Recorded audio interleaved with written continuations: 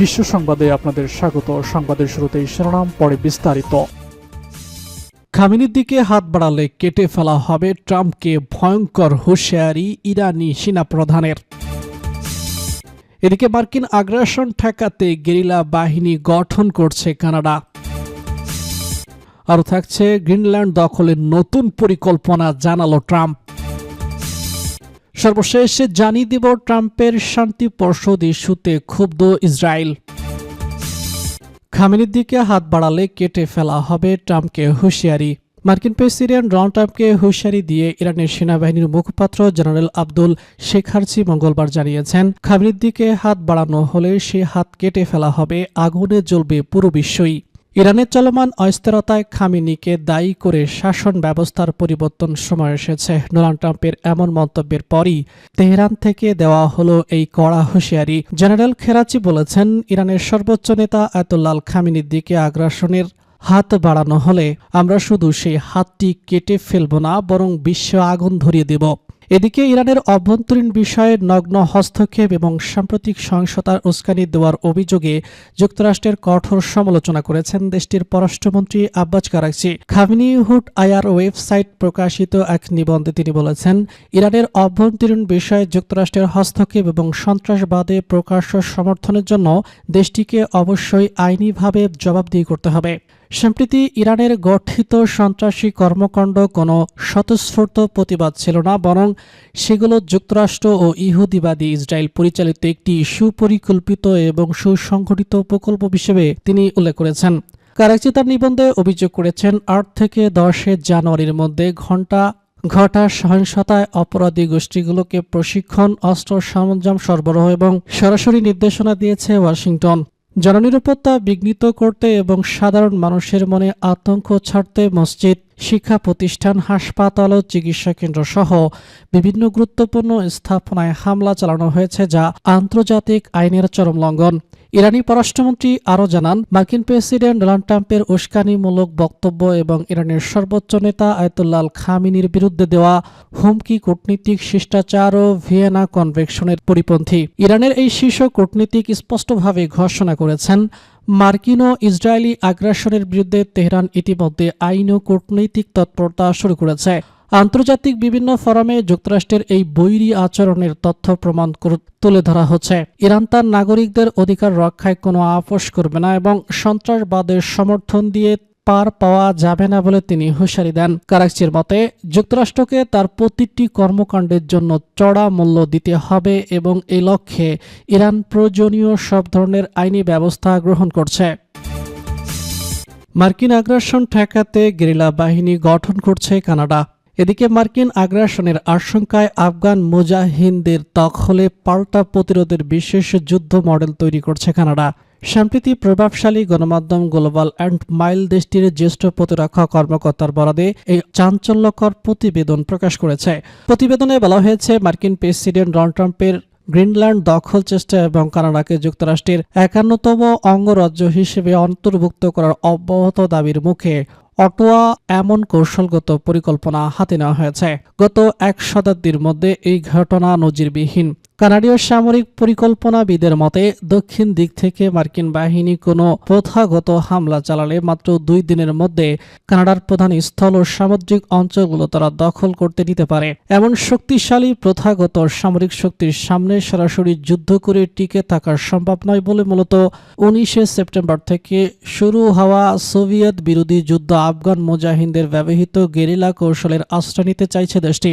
এই তাত্ত্বিক মডেল নিয়মিত সেনাবাহিনীর পাশাপাশি সাধারণ নাগরিকদের সমন্বয়ে গঠিত ছোট ছোট ইউনিট থাকবে, যারা অন্তর্ঘাতকমূলক হামলা, ড্রোন আক্রমণ এবং হিট অ্যান্ড রান কৌশলে আগ্রাসী বাহিনীকে ব্যতিস্ত রাখতে হবে।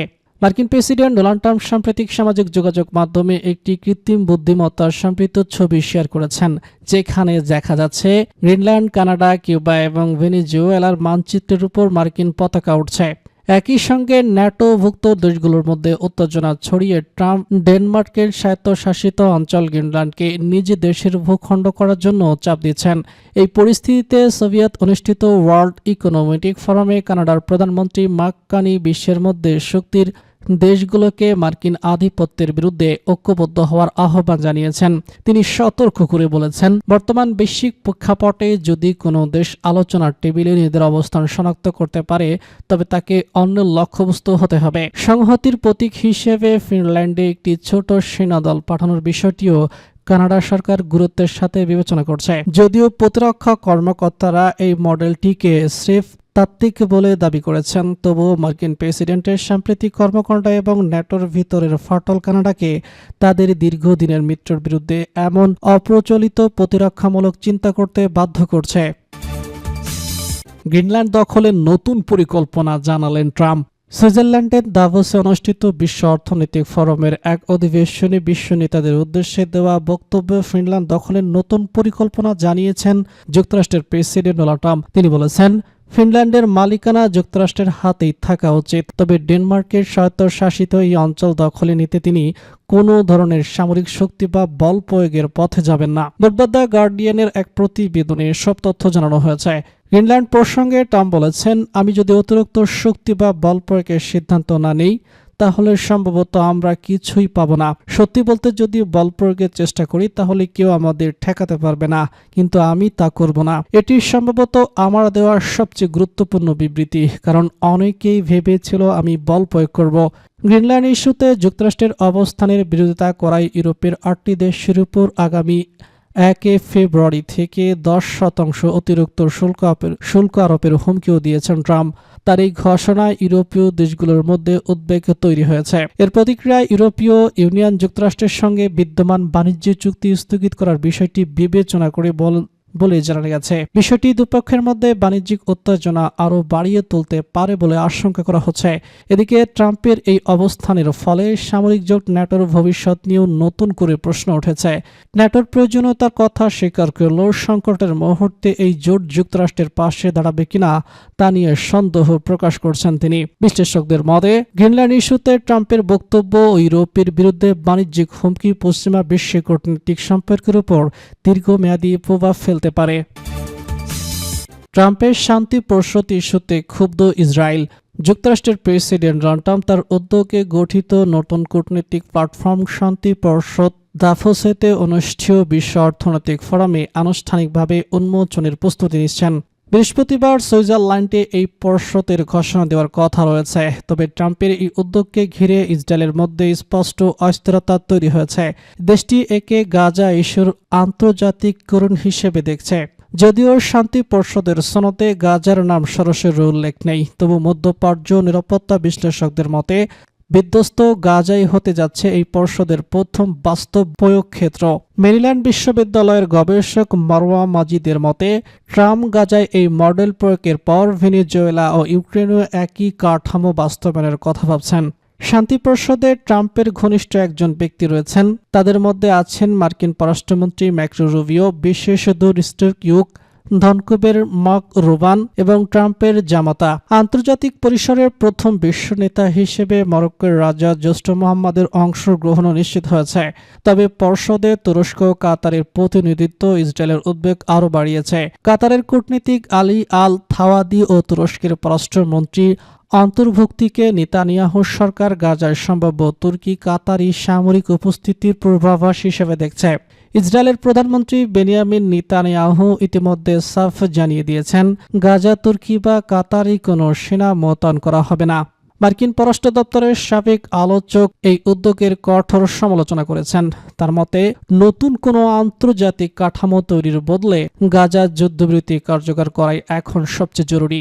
মিলারের ভাষায়, এটি এমন একটি সমাধান যা এই মুহূর্তে আমাদের দরকার নেই। হোয়াইট হাউস জানিয়েছে, যুক্তরাষ্ট্রের জাতিসংঘের সাবেক দূত গাজা উচ্চ পর্যায়ের প্রতিনিধি হিসেবে নিয়োগ দেওয়া হয়েছে। তিনি শান্তি পরিষদ ও গাজা প্রশাসনের জাতীয় কমিটির মধ্যে সেতু বন্ধক হিসেবে কাজ করবেন। বর্তমানে গাজার ব্যবস্থা উন্মুক্ত।